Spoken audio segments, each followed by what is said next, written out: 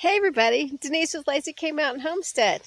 Well, hope you guys are doing well in the middle of June. I wanted to give you a little farm update and tour on the gardens. What's going on? Everything's really growing great, and just wanted you to see what we have. So let's get started. Now, if you've seen in my prior couple videos, this is the cabbage and broccoli that we grew from seed. I'm really pleased with it so far. This area right here gets a little shade from that poplar, but down there it kind of wilts a little bit, but we've had some really nice rain and we're in for some rain this afternoon, so I thought I'd go ahead and just give you a little tour here. This is some broccoli. I think that's Calabrese. Then, of course, I have some cabbages that got in the mix. But look at how beautiful all of this broccoli's doing. He fell down from the rain. I wanted to see if I could find some broccoli that was making some heads. Oh, there's one of those pesky blue butterflies. I used to always say that was my dad from heaven, but I don't think Dad from heaven would want to be laying eggs in my broccoli. Oh, there's a broccoli. Look at that one. That's great. I'll have to keep an eyeball on that. Here's some more. All of these were planted at the same time. I don't want the butterfly to lay any eggs because it gets really nasty. See if I can set that one up. Maybe I'll have to put a stick on it or something. We had so much rain a couple weeks ago. There's another one. That some of the broccoli got so tall. Look at this. Now I am 5 foot, and this is way up almost to, well, above my chest. Oh, and here's some cabbage starting to, make some nice cabbages. This is Danish ballhead, which is a smaller cabbage, but it makes a perfectly round ball. So I'll be harvesting cabbage in a couple weeks, making some kraut. Now I've got videos of all that in my playlist if you guys are interested in that. So that is the cabbage and broccoli. Let's switch over here to the onions. And yes, it's full of weeds again. Right before we went on vacation on our camping trip, the first part of June, I had all of this weeded. So I guess I'll go ahead and have to get going on that again too. Something I am so excited about. I was looking for some tubs that we could grow sweet potatoes in because we really don't have enough room.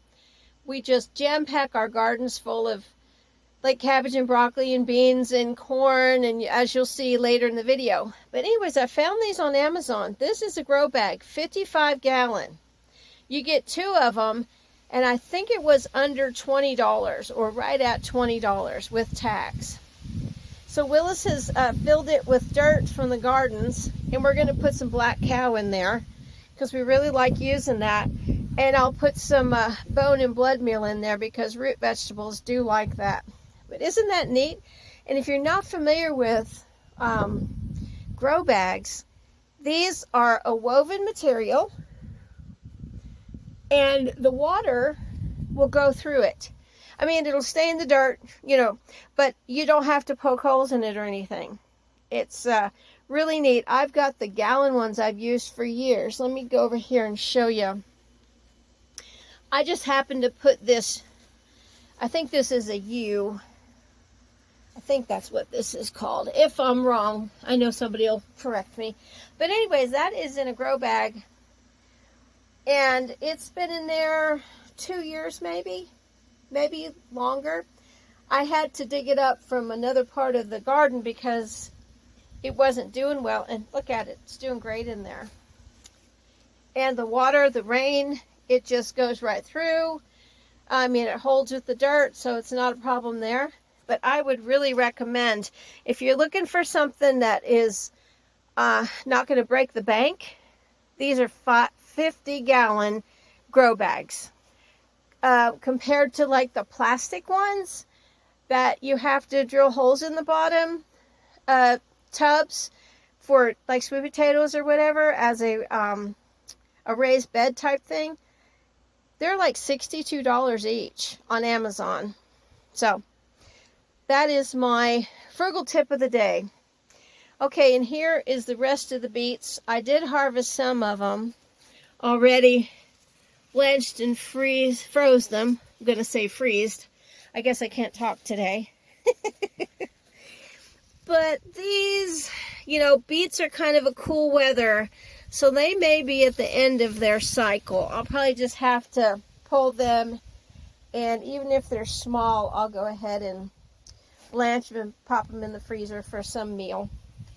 So the peas were here, if you remember. They were really tall, and I had a trellis. Well, we harvested them last weekend when my grandson Damien came to visit with his daughter, my great-granddaughter, Isla, and of course Kaylee, his wife. We had a great time, but we harvested the peas, and Dame helped me shell them.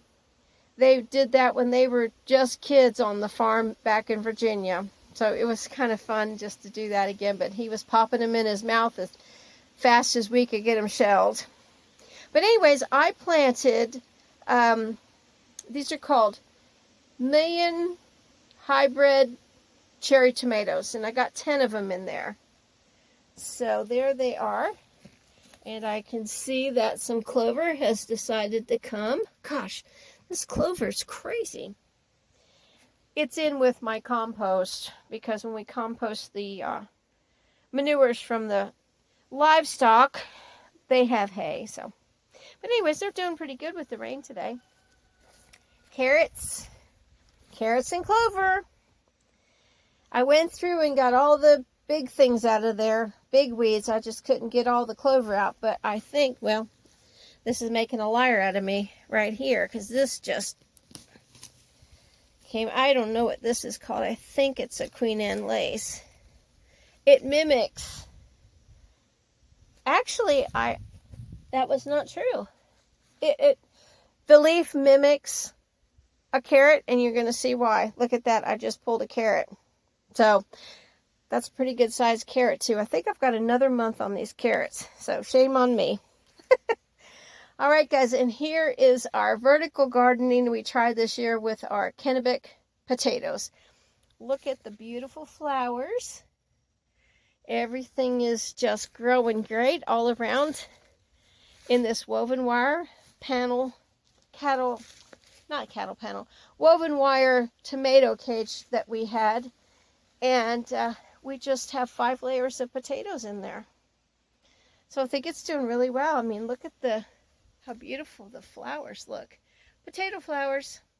Looking good. It's a little cloudy for me to get in here because we've got lightning alerts everywhere, but looking good. These butterfly flowers on the butterfly bush have taken some time this year. They did get hit by a frost, but they're finally coming. Aren't they pretty? I can't wait to see the butterflies. I know we've got some monarchs and some yellow swallowtails. And there's Duchess. Got her outside. I can't let her loose because I've got some rat poison around. Hey, baby. This is a garden that Willis and I put together this weekend while he was home. I don't know if you can see it, but I've got I think 10 of the Mountain Fresh Plus tomato plants that we grew from seed. They were a little late because I got the seeds late, but they're in hybrid and they're really good for canning. Not a lot of seeds, a lot of flesh, so got them going in this. Then over here, and that was from Gurney's. This is California Wonder pepper seeds from Gurney's that I grew from seed. And over here, we've got the Purple Hull black-eyed peas. 1 row of them. So these rows are about 20 feet long. So that'll be great. Now I wanted to tell you about the peppers. I had started from seed, California Wonder, burpee seeds, Fairy Morris seeds, and I found out that the soil I was using was too rich and it literally burned my seeds. So be careful with that. I just went ahead and got dirt out of my garden, started these when I got the new seeds about 4 weeks ago, and was great. So sometimes that really rich soil that we can buy is just too hot. Even if it says it's not, you just got to be really smart on that. And it looks like we had somebody, oh, something must have walked on that. Sometimes tomatoes can come back. Let me see if I can put some water from the rain barrel on that. They're pretty resilient, but that one kind of looks like it's sad. Let me see here. There you go. There you go, buddy. All right. But that's that garden. To show you something really pretty. We love the native flowers that we have on our property. So I can turn this. I hope it doesn't go upside down.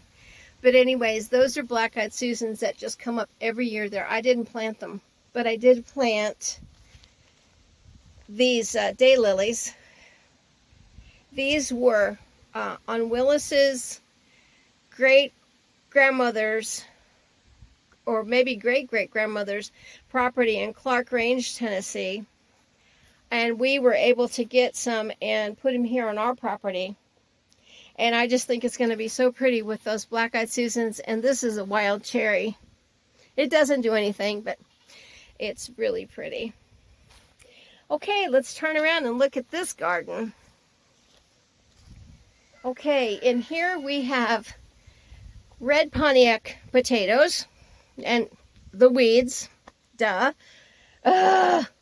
But anyways, it's okay with that because even if the weeds come up, I see some briars. We'll have to get in there a little bit and hoe them this weekend. I've got my squash plants that are doing really great. These are just two that we went ahead and popped squash seeds in here. Those are potatoes all the way down. And then we've got our white half runner pole beans. I just think this is just the coolest look for pole beans, this old-fashioned way to stick them. And at the very end, well, let me just back up and say, halfway is white half runners, and the other half are what is called a case knife pole bean. We love them. They're all heirloom. And then here is the corn. We have bodacious and then peaches and cream. Look at that. It's already starting to tassel. Oh, that's awesome. Just love it. And then down here, we have a few watermelon. Willis transplanted these from the other garden we're going to go see in a minute. So these were planted by seed. They're doing good. And that's a volunteer potato. I usually like to let the volunteers do their thing. I feel like they've made it this far. Let's give them a chance. And there's some other watermelons. I don't know what kind they are because he planted them. And here's the Queen Anne's lace. I know it's probably poison. I think it is, but it's not hemlock. But it is kind of a poison flower. But I always thought it was beautiful. When I was a young woman, before I was married, I thought this Queen Anne lace with the periwinkle chicory that grows on the side of the road and the orange daylilies would make such a beautiful bouquet because I'm such a country girl. Here is a thornless blackberry. Kelly got me that for Mother's Day and it's doing really well. And the rhubarb. Everything's doing good. Our fruit trees are doing good, but they all got hit by a late frost in April, so no fruit for us. This is along our driveway, and again, we just love the natural beauty of native flowers. These have always grown here, but I looked them up and they're not native. These are actually called New Jersey teaberry. And all we can think of is possibly a bird, or because this land was never had anything ever built on it before we came here, because it's kind of crummy land. It's mostly sand, and they wanted to make all of the land, properties around here a sand pit, but everybody fought against it when we bought this property. But isn't that neat? It's so unique. And then this is goat's rue. That just grows natural. I used to think that was a sweet pea, but it's a goat's rue. And just some of my art that I put on trees. Just some pretty things here. I just think it's so pretty, things that just grow so naturally. This is the last of our gardens. This is squash. It's kind of doing poorly. I've got some fertilizer in there. The ones that are in the middle, they've done pretty well. But again, this was sand, and we've amended this soil so many times over the last several years that we've been here. 14 years. But this I'm going to have to really work on. This is pickles, and I'm trying to think. It's not my usual. I usually grow Sumter. I think these are Boston pickling. And then we've got bush beans. These are pink half runners and heirloom. In the very middle, we've got some early contenders. And then this is the main tomato garden. Grew all these from seed. Looks like I got to go in there and fix some of those. The wind. And then this is some peppers here. They've really done good since it rained.